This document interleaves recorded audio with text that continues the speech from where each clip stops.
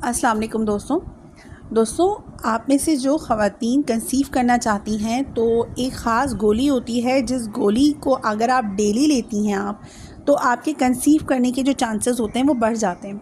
वो गोली कौन सी है और उसकी कितनी मिक़दार लेनी ज़रूरी है और ये कब तक लेनी चाहिए, आज के इस वीडियो में मैं आपको इस हवाले से जो है वो गाइड करूँगी।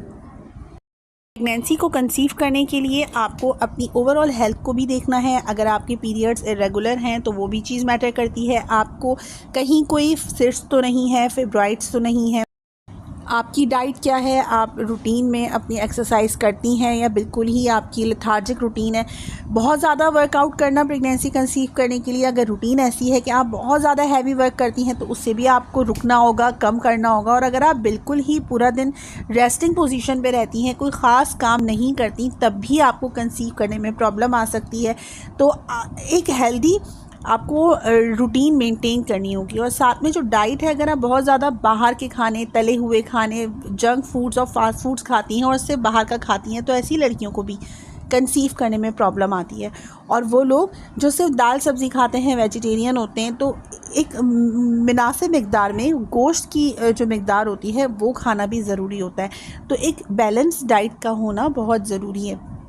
अब ये जो गोली है ये डिपेंड करती है कि आपकी फैमिली हिस्ट्री में कोई प्रॉब्लम तो नहीं है। वो क्या है, अब जैसे एक नॉर्मल हेल्दी लड़की है, उसको कंसीव करने के लिए फॉलिक एसिड की जो टैबलेट्स होती हैं डेली प्रीनेटल विटामिन के तौर पे लेनी होती है और इसकी जो मिक़दार होती है 400 माइक्रोग्राम्स ये लेनी होती है।